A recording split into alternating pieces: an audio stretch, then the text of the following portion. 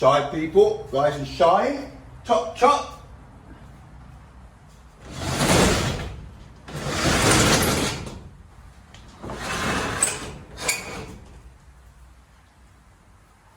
Another early one, but when they come, they come.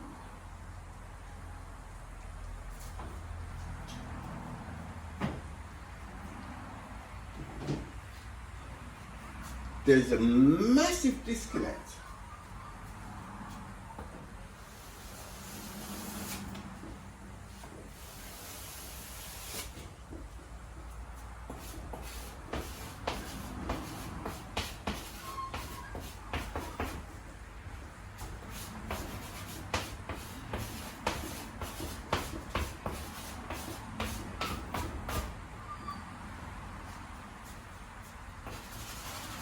Humanity's in the middle, right? Everybody's here. Everybody's here,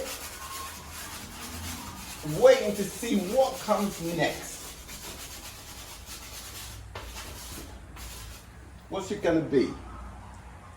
So let's go back in time, first of all. We're going to take ourselves back to the 1600s.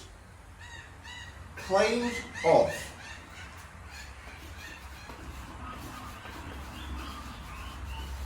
speed of light. Look. Light. Jupiter and Io. So obviously at the moment, it's too close. The moment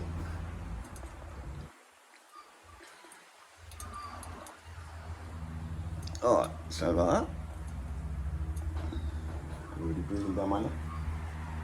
At the moment, the speed of light worked out by old Roma in 1676 with a telescope. Everybody, just about everybody, so many people are convinced it happened, aren't they? Right? We're always going to come prepared, alright? From what I've seen, at least people, I mean, the vibe is, it must be 85%, maybe 10% stayed in the trenches because they weren't sure.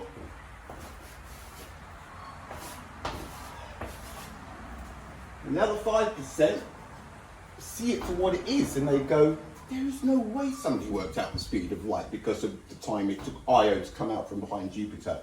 And this is where part of the problem is, right? People they're too fast to believe what they read and what they see. And therefore, all of a sudden, everybody's starting to believe stuff that is clearly impossible, right? But they're putting it over here. So everybody's coming over here going, yeah, no, that's possible, that's possible. Stop right there. You have to understand something, right? You have to understand that we're talking about human beings, right? You are human beings. The claims are that with a telescope, right, in 1676, somebody looked up at Jupiter, caught Io, one of Jupiter's moons, and as it was orbiting, he was apparently, allegedly, taking down notes of how long it took, where it was coming from, etc., etc., etc. 1617, before there's any power whatsoever. Why is everybody believing this? Right? Me, I'm over here. I'm stuck in the ground here, right? I'm sitting and I am saying no, right? Because it's not possible. Go outside until people start to actually physically put themselves into these positions, right? you're not going to understand. You think everybody's just behind a computer screen. This generation has just grown up with movies and electronics, and all of a sudden it's like, hey, everything's possible here. It is not, right? The only way to find this out is by putting yourself in the first person. The only way to put yourself in the first person is to either get a telescope. You don't even need to get a telescope. Just pretend. Find out when Jupiter is next in your sky, right? Find out. And go out, borrow a telescope, something. But put yourself in the position. You've got no electricity. It's night time. You're looking up at Jupiter, and what you're doing, you're going to be waiting for Io, Jupiter's moon. Because as soon as it comes out, you're going to write the time down, whenever it was, 2212, right? On the 26th, right, of October. Now, this thing was done over a 6-month period, right? So once you personally have found Io with your modern telescope, right, you just stay there, because Io only comes around Jupiter once every 42 hours, right? So there's no guarantee that you'll catch it on the first time or the second. You've got to stay, do the work. This is how these things should be done. You cannot just believe something because you read it. This is an absurdity, right? And I don't even have to go outside. I did for a couple of nights. I knew where Jupiter was. Listen to me. So then it's October. It's October now, right?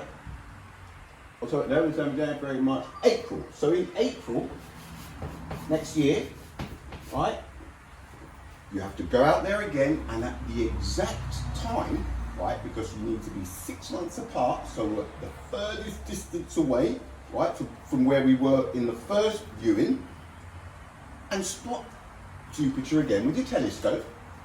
And it's obviously going to be 6 months, because otherwise the distance is going to be different, because it's very complicated. Look up at the sky, and then as soon as you see Io again, don't forget, every 42 hours, so you could be out there 12 hours, and it could be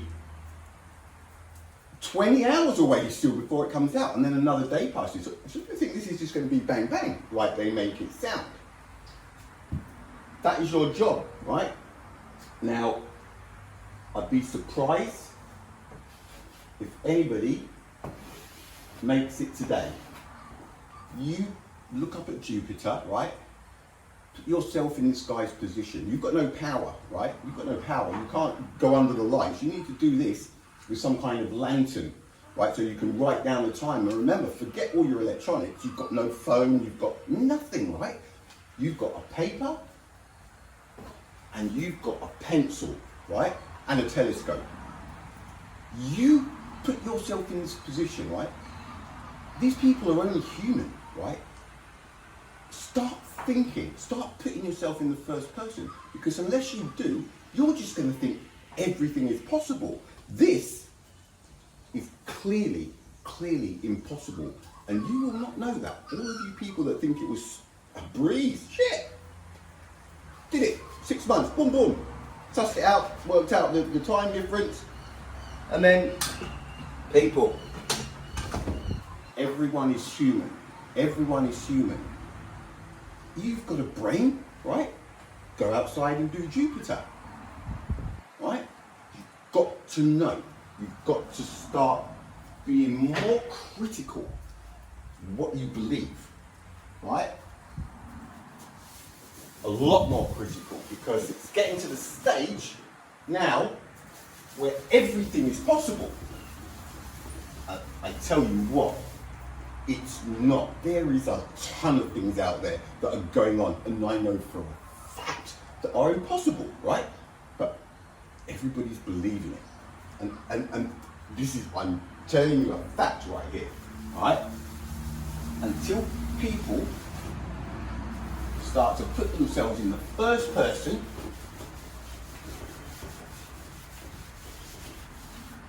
you're not going to know what's involved in the claims that are being made. Alright? So next time you hear something like, I don't know, let's say for example, right, we're sending a rocket to the moon next Friday. And in that rocket, there's going to be 3 men, right? And 2 of those men are going to land on the moon, right? Now straight away, there's a few people trickling over here, right? And there's a rush to get over here, a rush. First of all, got to put yourself in the position of the people going. It's not just these guys are heroes, it's unbelievable. Everybody is human, and it's understanding the limitations that people have. And at the moment, too many people think they don't have any idea and they're amazed by all these amazing people. But the limitations, the line between science and magic, right? So we've got possible has become magic. And the science has limits, right?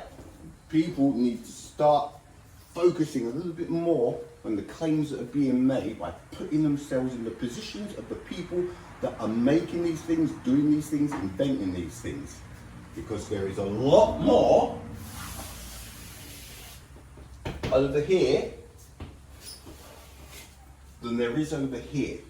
But until people start to understand that, the same thing is going to happen. Start being more critical in the things that you believe. Be more critical in the things that people are telling you. Ask the questions. The big questions. There are questions that cut these things down at the legs, but nobody is asking them.